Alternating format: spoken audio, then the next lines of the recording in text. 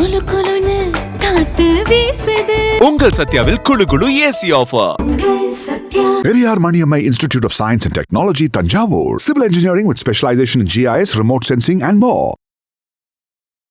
வணக்கம் யாசர் அண்ணா. வணக்கம் நிரஞ்சன். நம்ம நிறைய தொகுதிகள் பற்றி பேசிட்டு வரோம். இப்போ வந்து திருநெல்வேலி மாவட்டத்தில் இருக்கக்கூடிய பாளையங்கோட்டை தொகுதி பற்றி நம்ம பார்க்கலாம். ப்ரெசென்ட்டாக சிட்டிங் எம்எல்ஏ அப்துல் வாஹப் அவர்கள் வந்து இருக்காரு. கடந்த முறை தேர்தலில் 89,000 வாக்குகள் பெற்று வெற்றி பெற்றிருக்காரு. கிட்டத்தட்ட மார்ஜின் ஆஃப் விக்டரி வந்து 50,000 ஓட்டு வித்தியாசத்தில் ஜெயிச்சிருக்காரு. இந்த வருஷம் என்ன ஆக போகுது? திரும்பவும் அவர் நிற்கிறாரு அப்படிங்கும்போது என்ன கலவர நிலவரம் என்னவா இருக்கு? கடந்த 10 ஆண்டு ஆட்சி முறை வந்து அதிமுகவின் வசம் இருந்துச்சு தமிழ்நாடு. ஸோ இந்த அதிமுகவுடைய ஆட்சி மாறணும்னு மக்களுடைய மனநிலை பெரும்பாலும் தமிழகம் முழுவதும் இருக்கும்போது சில இடங்களில் திமுகவுக்கு அது இலகுவான வாய்ப்புகளாக மாறுது. ஸோ அந்த வாய்ப்பின் அடிப்படையில் அப்துல் வஹாப் வந்து 21ல் வெற்றி பெறாரு. பட் 26ல் அவருக்கான வாய்ப்புங்கிறது நிறைய சர்ச்சைக்குள்ள அவர் சிக்கியிருக்காரு. ஸோ அந்த வாய்ப்புங்கிறது ரொம்ப ரொம்ப குறைவாக இருக்குன்னா பார்க்கப்படுது மக்கள் மத்தியில். அப்துல் வஹாப் மீது வந்து நடுவில் வந்து திமுக மாவட்ட செயலர் பதவியிலேருந்து அவங்கள தூக்குனாங்க. பல காரணங்கள் இருக்கு, அது வெளியில சொல்ல முடியாது. ஆனா அந்த ஊர் மக்களுக்கு, இந்த வீடியோ பார்க்குற அந்த ஊர் மக்களுக்கு அந்த தகவல் நல்லாவே தெரியும். ஸோ பல காரணங்களால வந்து அவர் மாவட்ட செயலர் பதவியை தூக்குறாங்க, திருப்பி கொடுக்குறாங்க. நிறைய சர்ச்சைகள் ஓடிக்கிட்டே இருக்கு திமுக வட்டாரத்தில்.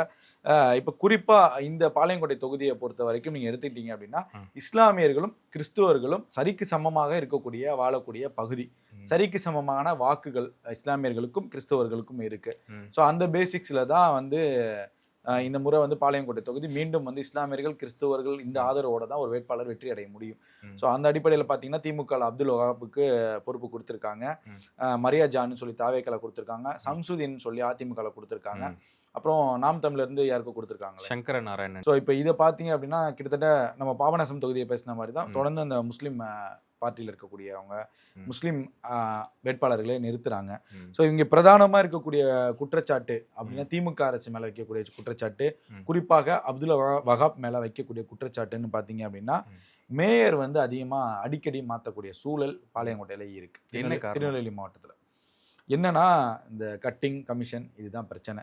எனக்கு யார் ஆதரவாக செயல்படுவா, எனக்கு யார் சொன்னதை கேட்பாங்களோ அந்த மாதிரி ஆட்களுக்கு தான் இந்த கட்டிங் கமிஷன், அந்த மாதிரி ஆட்களை தான் மேயராக போகிறதுல மாவட்ட செயலாளராக இருக்கக்கூடிய அப்துல் வஹாப் முடிவெடுத்து சர்ச்சைக்குள்ளே மாற்றாரு. இது திமுக தலைமைக்கும் தெரியுது, உள்கட்சி பிரச்சனைகளும் ஏற்படுது. இன்னமும் திமுகவை சேர்ந்த சிலர் வந்து மரியா ஜானுக்கும் மற்ற கூட்டணி கட்சிகளுக்கும் மறைமுக ஆதரவு கொடுத்துட்டு இருக்காங்க அந்த தொகுதியில. ஸோ சில சர்வேக முடிகள்லாம் அங்கே பெண் நிறுவனமும் எடுத்து முடிச்சிருக்காங்க. ஸோ இந்த மாதிரி ஒரு பிரச்சனை இருக்கு. அதே போல ஸ்மார்ட் சிட்டி திட்டத்தின் கீழே வந்து காந்தி மார்க்கெட் வந்து கிட்டத்தட்ட திறந்துட்டாங்க. 3 மாசமா திறக்க முடியாத சூழல் அங்கே ஏற்பட்டுச்சு. இதுதான் பிரச்சனை. வஹாப் அந்த அளவுக்கு வந்து கட்டி ஆண்டிட்டு இருந்தாருன்னு சொல்லலாம். ஒரு அதிகார மையத்தில் அதிகார திமுறில் தொடர்ந்து அவர் பணியாற்றிட்டு இருந்தார். அதே போல் 1998ல் ஒரு ஸ்கீம் கொண்டு வராங்க, பாதாள சாக்கடை திட்டம். அது இன்ன வரைக்குமே வந்து அந்த தொகுதியில் வந்து முழுமையடையலை. ஸோ அது ஒரு பெரிய குற்றச்சாட்டாக அந்த மக்கள் பார்க்குறாங்க. அதே மாரி எப்பயும் போல வழக்கம் போல போதை கஞ்சா அந்த பழக்கம்ங்கிறது அதிகமாக இருக்கு. தமிழகம் முழுவதும் இருக்கு. இப்போ அங்கேயுமே அதிகமாக இருக்கு. லா அண்ட் ஆர்டர் இஷ்யூங்கிறதும் அங்கே கொஞ்சம் அதிகமாகவே பார்க்கப்படுது. மக்கள் மத்தியில் அது ஒரு ஃபேக்டராகவே இந்த எலெக்ஷன் அது கண்டிப்பாக ரெஃப்ளெக்ட் ஆகும். அது திமுகவுக்கு தமிழ்நாடு முழுவதுமே இந்த போதை கஞ்சா இந்த விஷயங்கள் வந்து சட்டம் ஒழுங்கு பிரச்சனைங்கிறது கண்டிப்பாக ரெஃப்ளெக்ட் ஆகும் திமுகவுக்கு. ஸோ இதுதான் பேசிக்காக அங்கே இருக்கக்கூடிய ஒரு விஷயம். மக்கள் என்ன நினைக்கிறாங்கன்னா தென்னகத்தின் ஆக்ஸ்போர்டுன்னு நினைக்கக்கூடிய பாளையங்கோட்டை தொகுதியை போதை கஞ்சா இந்த மாதிரி இந்த குட்கா இந்த மாதிரி பழக்க வழக்கத்துக்கு இளைஞர் ஆளாகிறத மக்கள் வெறுக்கிறாங்க. ஸோ இந்த மாதிரி நகரத்துக்கு இருக்கக்கூடிய பேர் இந்த மாதிரி மாறுதுங்கிறதுல ஒரு குறிக்கோளாக மக்கள் அங்கே பார்க்குறாங்க. ஸோ ஒட்டுமொத்தமாக வந்து குறைகள்ங்கிறது பார்க்குறப்ப 75% வந்து திமுக அரசு மேலே அங்கே குறை இருக்குது. குறிப்பாக அப்துல் வஹாப் மேலே உட்கட்சியிலே அந்த குறைகள் இருக்குது. நீங்கள் சொன்ன மாதிரி இஸ்லாமியர்கள் பாதிக்கு பாதி, கிறிஸ்தவர்கள் பாதிக்கு பாதிங்கிறீங்க. இந்த 3 கட்சியினர் வந்து கரெக்டாக வேட்பாளர்கள் போடுறாங்க. இஸ்லாமிய அதிமுக திமுக 2 பேரும் இஸ்லாமியர்களை போட்டிருக்காங்க. தாவேக்காவும் வந்து ஒரு கிறிஸ்தவரை போட்டிருக்காங்க. இந்த நாம் தமிழர் வந்து சங்கர நாராயணன் அப்படிங்கிற நம்பரை போட்டிருக்காங்க. இவங்க இங்கேதான் மிஸ் பண்றாங்களா? நாம் தமிழரா? இல்ல, நாம் தமிழர் என்னன்னா அந்த கட்டமைப்பை உடைக்கணும்னு சொல்லி சீமான் ஆல்ரெடி சொல்லிட்டாரு. நான் வன்னியர்கள் இடத்துல வன்னியர்களை நிப்பாட்ட மாட்டேன், எஸ்சி தொகுதியில எஸ்சிகளை நிப்பாட்ட மாட்டேன், நான் பொது தொகுதியில ஒரு தாழ்த்தப்பட்ட சமுதாயத்தை நிப்பாட்டி அந்த சமூக நீதியை நான் இது பண்ணுவேன், பாதுகாப்பேங்கிறாரு. இப்போ நீங்கள் வன்னியர் சமுதாயத்தில் நீங்கள் பார்த்தீங்கன்னா வன்னியர் சமுதாயத்தை சேர்ந்தவர் நிற்பாங்க, தலித்துகள் நிற்பாங்க, இஸ்லாமியர்கள் ஏன் அப்படி நிற்கணும் ஒரு கொள்கையை வந்து அவர் முன்னெடுத்து தொடர்ந்து இது செஞ்சுட்டு வராரு. ஸோ அது அவரோட ஸ்டைல். பட் அது இப்போ நடைமுறைக்கு சாத்தியம் இல்லை அப்படிங்கிறது தானே அது தெரியும். பட் தெரிஞ்சுமே அதை உடைக்கணும்னு தான் அவங்க நிப்பாட்டுறாரு. ஸோ அது வந்து அவரோட பேட்டர்ன், அந்த ஸ்டைலுங்கிறத வந்து அவரோட கொள்கை முடிவில் அது போய்கிட்டு இருக்கு. ஓகே, நம்ம தாவேக்காவை சேர்ந்த மரியஜான் அவர்கள் அவருடைய பிரச்சாரம், அவருடைய வீடியோக்கள் எல்லாமே சமூக வலைத்தளங்களில் பார்த்தேன். நல்லா பண்ணிட்டு வந்துருக்காரு, மிகப்பெரிய ஆதரவு இருக்கு. புது கட்சி அப்படிங்கிற அடிப்படையில் நான் கேட்கிறேன், அவங்களுக்கு எப்படி இருக்கு தாவேக்கா மரியஜான் வந்து அந்த ஊருக்கு புதுசானவர்லாம் கிடையாது. கட்சி வேணா புதுசா இருக்கலாம், சின்ன வேணா புதுசா இருக்கலாம்.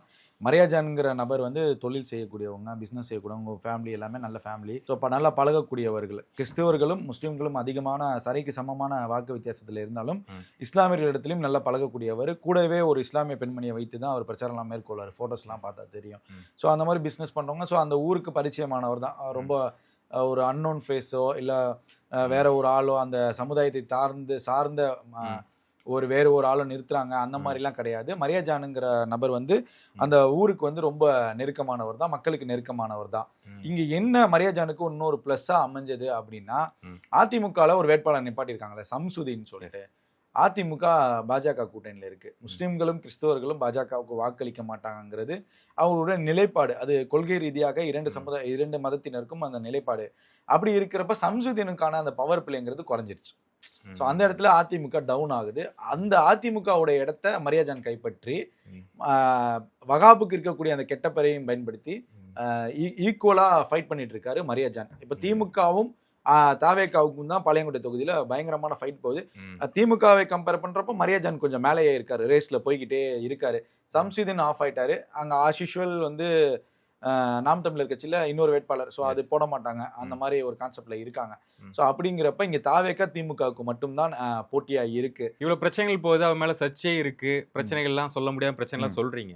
அப்படி இருக்க நிலையில இந்த தேர்தலுக்குமே அவருக்கு சீட்டு? இந்த இடம் ஒரு நல்ல கேள்வி. இப்போ என்னன்னா, அப்துல் வகாப்புங்கிறது தொடர்ந்து இந்த சர்ச்சையில் சிக்கிட்டே வராரு.